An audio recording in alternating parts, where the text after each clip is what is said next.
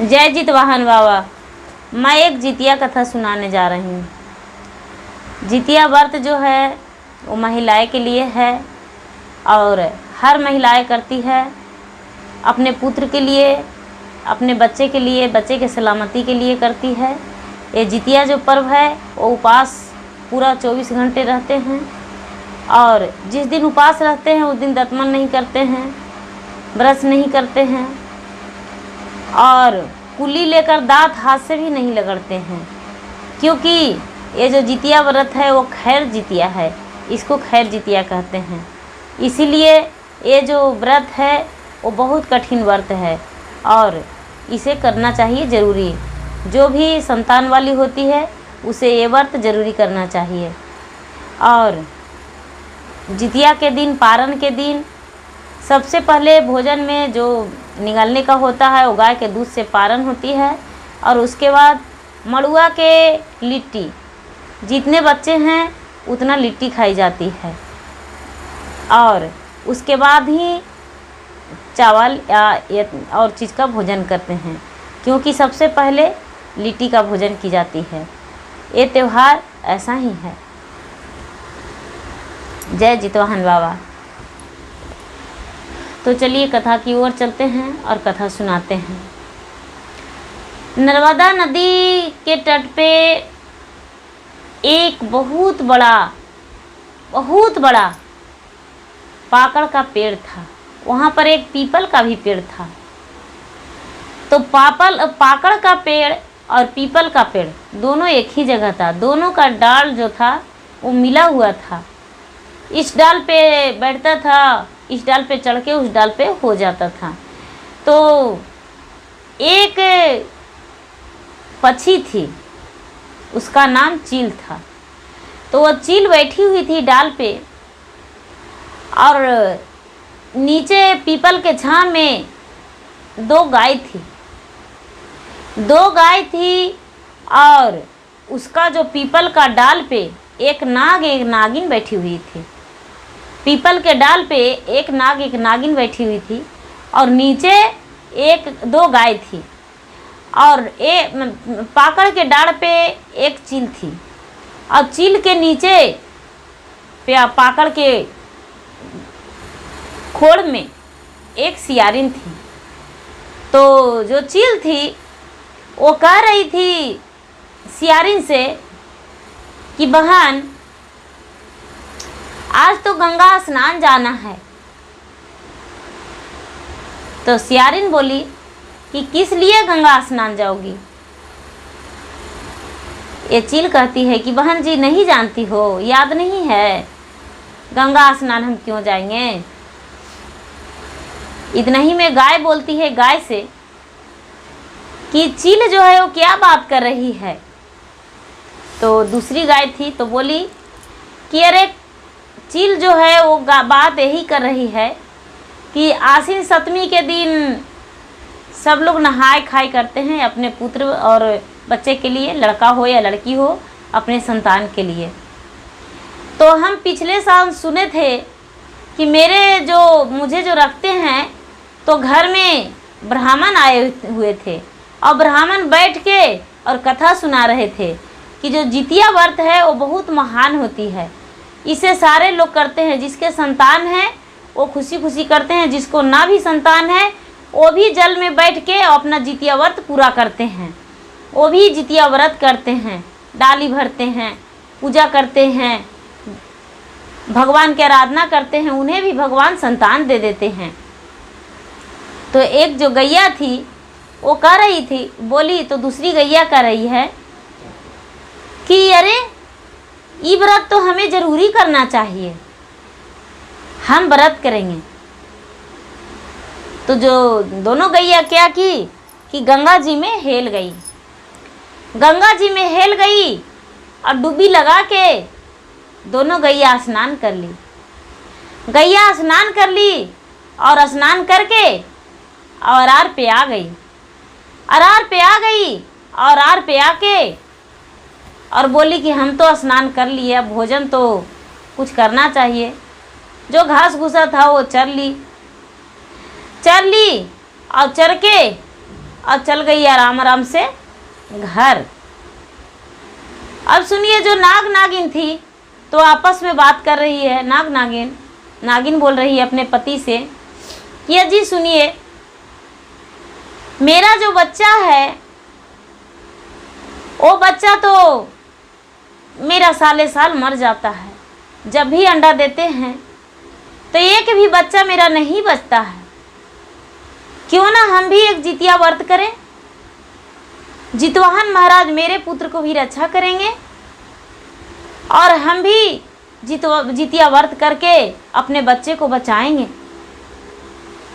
नाग बोले, नहीं नागरानी, यदि तू जितिया व्रत करेगी तो उपवास कैसे तोड़ेगी, बताओ। ये नागिन कहती है कि हम उपवास तोड़ लेंगे,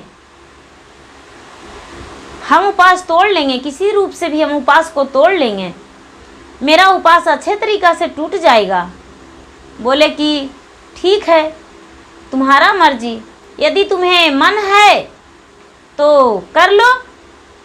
ये जो नागिन थी वो भी झट से गंगा जी में हेली, गंगा जी में कूद गई और कूद के स्नान करके वो भी निकल गई, नदी में नहाकर निकल गई और निकल के आके और डाल पे फिर से अपना जगह पे बैठ गई। झाड़ी था, वही झाड़ी में बैठ गई पीपल के गाछ पर। अपना नाग से कहने लगी कि देखिए महाराज, हम भी जितवाहन का पूजा करेंगे, हम भी व्रत रखेंगे, कैसे लोग करते हैं वो भी देखेंगे।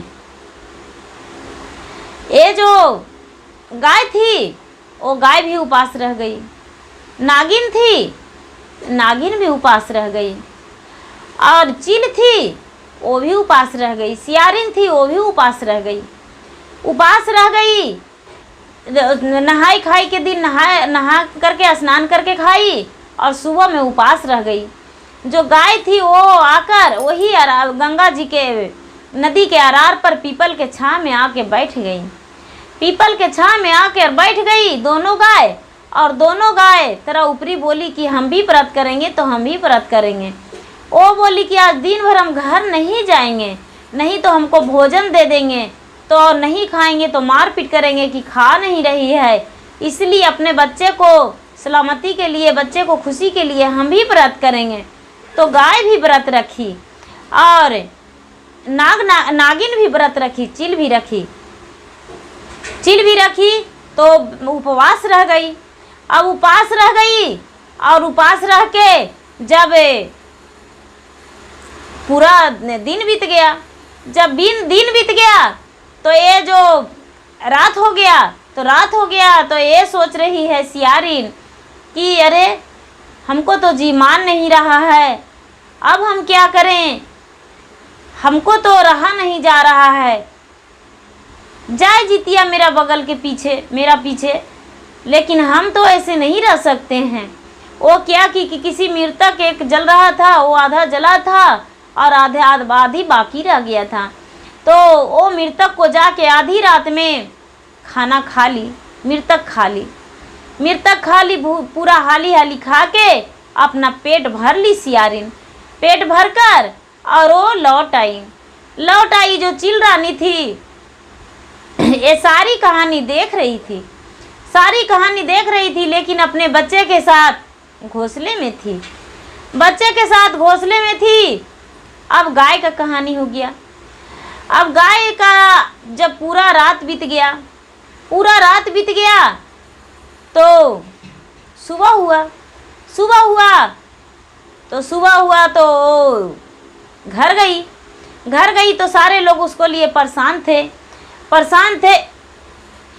जब गाय थी और नागिन थी तो नदी के अरार पर सब जितना बहन थे सो सब किए थे मनुष्य लोग, महिलाएं लोग व्रत।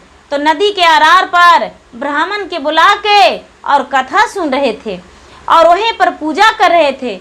ये जो नागिन थी वो भी ये अलग अपना जगह लेकर और बैठ के और वो भी कथा सुन रही थी। और जो गाय थी वो भी नदी के अरार पर बैठ के और कथा सुन रही थी। सारे लोग हंस रहे थे गाय को देखकर। नागिन को तो कोई नहीं देखे, लेकिन गाय को सारे लोग देखे और सारे लोग हंसने लगे कि देखिए देखिए पंडित जी, आप जो कथा कहते हैं वो गाय कितने अच्छे से 2 गाय हैं और वो भी कथा सुनने को लिए आई है हम लोग के लिए, हम लोग के साथ में। देखिए बैठकर हम लोग स्नान किए तो गाय भी स्नान की है, हम लोग पूजा किए हैं तो इसी जगह ये भी बैठी है। देखिए कितने अच्छे से ये बैठ गई है। वो कथा सुन ली और नागिन भी कथा सुन ली। और जो सारी औरतें थे वो अपना अपना घर गए। गाय थी वो अपना उसी जगह रात बिता ली और जो नागिन थी वो अपना पेड़ पर चढ़ गई, नाग के पास चल गई। जब सुबह हुआ तो सारे लोग फिर से आए उसी जगह पूजा करने के लिए आए। तो व्रत तोड़ने के लिए दूध लाए थे और वहाँ पर दूध गिराए जितिया वाहन महाराज के नाम से, और वहाँ पर जितिया भगवान के नाम से गिराए दूध और सारा चीज़ चढ़ाई थी, सामान सामग्री जो सब कुछ गिराई थी।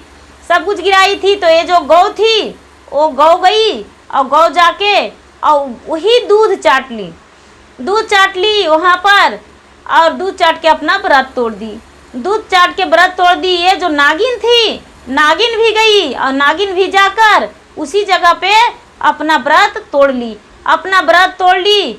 दूध जो गिराई थी सब लोग, महिलाएं लोग, वही दूध वहाँ पर थोड़ा सा जमा हुआ था क्योंकि किनार में सब बैठकर और व्रत तोड़े थे तो उसी जगह पर दूध थोड़ा सा जमा था। ये जो नागिन जाकर अपने जीभ से चाट गई दूध और आके अपना नाक से कहने लगी कि महाराज नागदेव, मेरा व्रत तो टूट गया, क्योंकि जो सारे औरतें लोग पूजा किए थे, पूजा करके और घर लौट गए तो हम वहाँ पर गए और जाकर और वही दूध से अपना जीभ में सटा लिए तो मेरा व्रत तो टूट गया। गौ दूध को हम पी लिए, क्योंकि ब्राह्मण देवता जो थे वो कथा कह रहे थे कि गौ दूध से व्रत तोड़ना चाहिए, तो वही गौ का दूध से हम व्रत तोड़ लिए। जो गाय थी वो भी कहने लगी कि चले मेरा व्रत तो पूरा हो गया।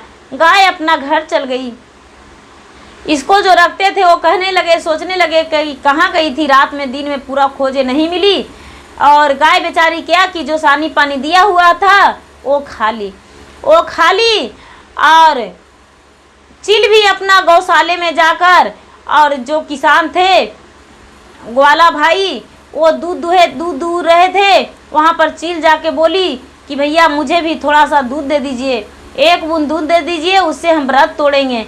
तो चील को तो किसान दूध दे दिए ग्वाला भाई, और ये भी व्रत तोड़ ली। तो जो गौ माता थी उसका भी बच्चा हुआ संतान, तो उसका भी सही सलामत हुआ और उसके सामने, नज़रों के सामने जीवित रहा। और ये जो नागिन रानी थी इसका भी अंडा देती थी और सारा अंडा गंदा हो जाता था, एक भी उसमें से बच्चा नहीं होता था।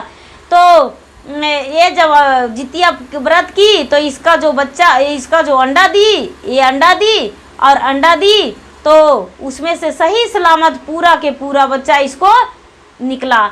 तो ये जो नागिन थी वो भगवान जितवाहन महाराज के बहुत बहुत धन्यवाद की कि महाराज आप तो बहुत शक्तिशाली हैं, आप एक नागिन पर भी ख्याल किए हैं, आप एक नागिन को भी रक्षा किए हैं कि नागिन का बच्चा भी सही सलामत है। मनुष्य इसलिए जितिया व्रत करते हैं। यदि मेरा जन्म मनुष्य तन में हो जाता तो आपका जितिया व्रत करने को लिए हम कभी नहीं भूलते।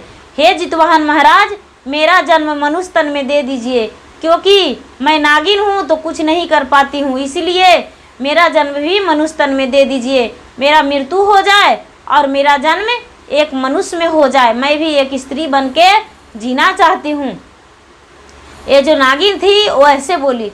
जो सियारिन थी उसका इस जन्म में जो संतान था वो संतान रह गया, लेकिन दूसरा जन्म में जब सियारिन का मृत्यु हुआ वो सियारिन गंगा में कूद गई। सियारिन गंगा में कूद गई और चिल रानी भी गंगा में कूद गई, तो दोनों का मृत्यु हो गया। दोनों का मृत्यु हो गया। जो पूजा की थी तो पूजा में बोली थी कि हे भगवान, मुझे एक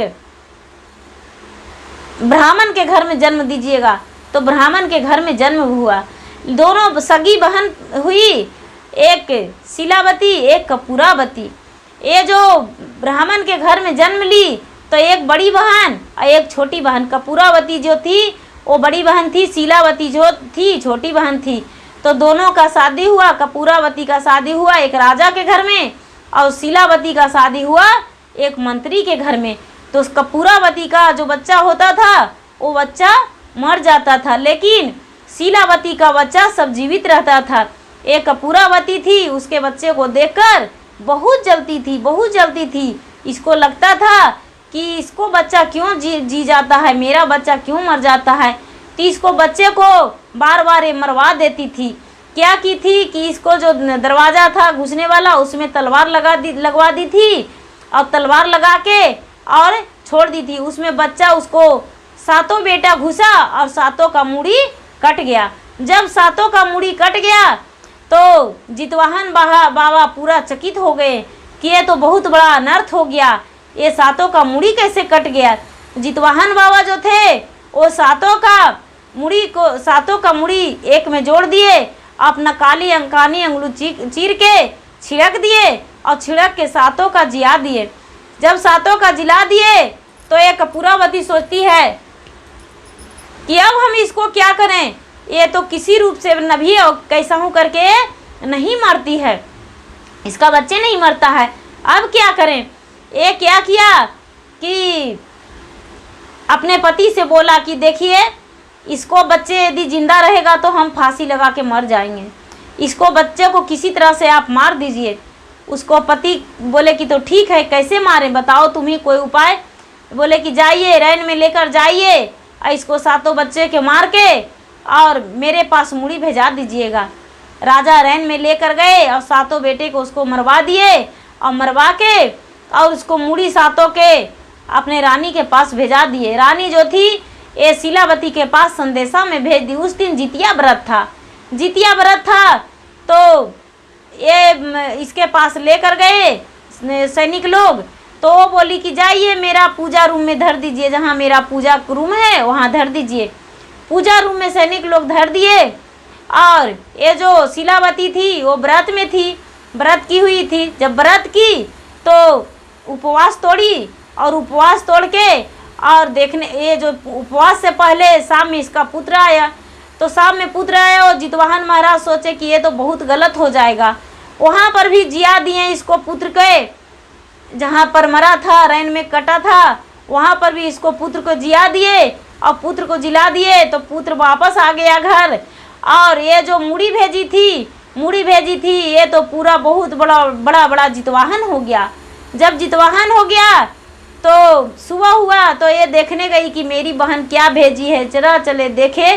तो देखने गई तो देख रही है कि मेरी बहन मेरे लिए जितवाहन भेजाई है 7 गो, क्योंकि मेरा 7 पुत्र है और मैं गरीब हूँ, इसीलिए मेरी बहन जितवाहन भेजाई है। ये गले में 7 गो जितवाहन पहन ली और गले का हार बन गया। तब ये कहती है कपूरावती कि अब क्या करूं। अब पूछते हैं कि तूने क्या किया है जो तुम्हें ये व्रत, ये जो पुण्य है कि तुम्हारा पुत्र मरता नहीं है, क्या बात है। ये जो कपूरावती थी वो बहन के बुलाई, बहन गई उसके घर अब पाकड़ के पेड़ के नीचे और बैठी। अब बैठ के और जाके बोली क्या कहती हो बहन, बुलाओ, क्यों मुझे बुलाई हो। तो ये बोली कपूरावती कि तू कौन सा व्रत की हो जो तुम्हारा बच्चा नहीं मरता है। हम तुम्हारे बच्चे को 2 बार मरवा दिए, दोनों बार जीवित हो गया, मुझे भी बताओ। ये बोली बहन तू सियारिन थी, हम चील थे, और हम चील थे तू सियारिन थी, तो तूने व्रत को पूरा नहीं की थी, हम व्रत को पूरा किए थे, इसलिए मेरा बच्चा जीवित रहता है, तुम्हारा बच्चा मर जाता है। और यदि तू भी जीवित पुत्र का व्रत करेगी तो तुम्हारा भी संतान अच्छा रहेगा, स्वस्थ रहेगा। ये जो सियारिन थी वो जीवित पुत्र, जो ये जो कपूरावती थी और जीवित पुत्र का व्रत की, पहला जन्म में सियारिन थी, दूसरा व्रत में जन्म में कपूरावती बन गई। तो ये जो व्रत की तो इसका बच्चे भी जी के रहा, अच्छा से रहा और राजा का राजकुल चलने लगा। अब यहाँ नागिन जो थी वो भगवान से प्रार्थना की कि हे भगवान, मुझे मृत्यु दे दीजिए। हम भी एक मनुष्य तन में जन्म लेना चाहते हैं और हम भी एक मनुष्य बन के जीना चाहते हैं, क्योंकि नागिन जो हैं तो हम छुप छुप के कुछ नहीं कर पाते हैं, क्योंकि मनुष्य यदि देख लेंगे मुझे तो मुझे मार डालेंगे, इसलिए हम कुछ नहीं कर पाते हैं, हमें मृत्यु दे दीजिए। तो इसे भगवान मृत्यु दे दिए। जब इसको मृत्यु दे दिए तो नागिन का मृत्यु हुआ और एक राजा के घर में जन्म ली। राजा के घर में जन्म ली।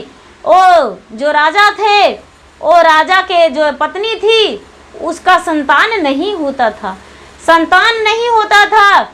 और उसी बीच में जो उपास रह के वो राजा के पत्नी की थी व्रत, और राजा के पत्नी व्रत की थी तो गंगा जी में जाके डुबी लगा के और भगवान से प्रार्थना करके मांगी थी। वहाँ पर उसको हाथ में एक पोठी मछली आ गया था, रानी के हाथ में, और जो पोठी मछली आया था वही पोठी मछली को पारण की थी और पारण करके और भगवान के जो जितिया व्रत था वो पूरा की थी। तो जितिवाहन महाराज उसको स्वीकार किए व्रत को। और ये जो नागिन थी वो राजा के पत्नी के, रानी के ओद्र से पैदा ली तो ये भी रानी संतान वाली हो गई और इसका भी जन्म मनुष्य तन में हो गया। जब ये नागिन से मनुष्य हो गई और मनुष्य हो के राजा घर में जन्म ली तो ये बहुत खुश थी कि हम भी सब कुछ करेंगे। और समय होने पर ये सारा विधि विधान से सब त्यौहार करने लगी। जब बड़ा हुई, शादी इसको हुआ, तो जब इसका संतान हुआ तो ये भी जीवित पुत्री का व्रत बहुत खुशी से रखती थी और जितवाहन महाराज की आराधना करती थी कि भगवान, जो हम आपसे प्रार्थना किए वो मेरा प्रार्थना को आप स्वीकार किए, इसलिए आपका बहुत बहुत धन्यवाद, और मुझे आप मनुष्य तन में जन्म दे दिए। तो और ये जो गाय थी वो भी बेचारी अपना व्रत पूरा करते रही, क्योंकि वो तो गाय थी, तो गाय तो किसान के घर में रह रही थी तो सुखी संपन्न रह रही थी। उसको जो भी रख रहे थे वो अच्छे तरीके से रख रहे थे। लेकिन जो नागिन थी वो भगवान से प्रार्थना की तो उसका जन्म मनुष्य तन में हो गया और वो भी खुशी रहने लगी। तो गुरु भाई बहन, जो भी लोग हैं वो मनुष्य से सुखी कोई नहीं है। सारे लोग जो हैं वो मनुष्य पर भी आधारित हैं। जो मनुष्य देते हैं भोजन तो वो गाय खाती है, और भी चिड़िया पक्षी जो भी हैं, हम लोग फसलें उपजाते हैं तो वही फसल में से उनका आहार होता है। और सारे लोग चाहते हैं कि हम मनुष्य तन में अपना जीवन बदल के मनुष्य तन, ये जीवन से अपना मनुष्य तन में मेरा जीवन हो जाए।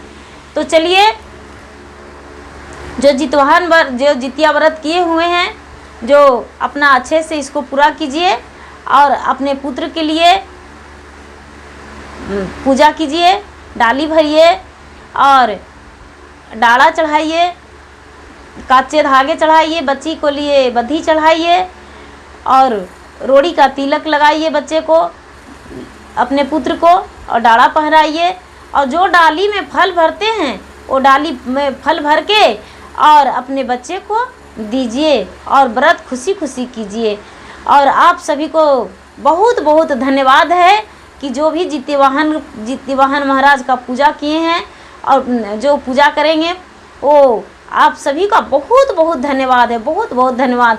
और मैं आशा करती हूँ कि आप सब पुत्रवती रहें, संतान वाली रहें, खुश रहें, सुहागन रहें, और आपका बहुत बहुत धन्यवाद है कि आप खुश रहें। मेरे तरफ से आप सभी को शुभकामनाएं, जितिया का हार्दिक शुभकामनाएं। चलिए, धन्यवाद।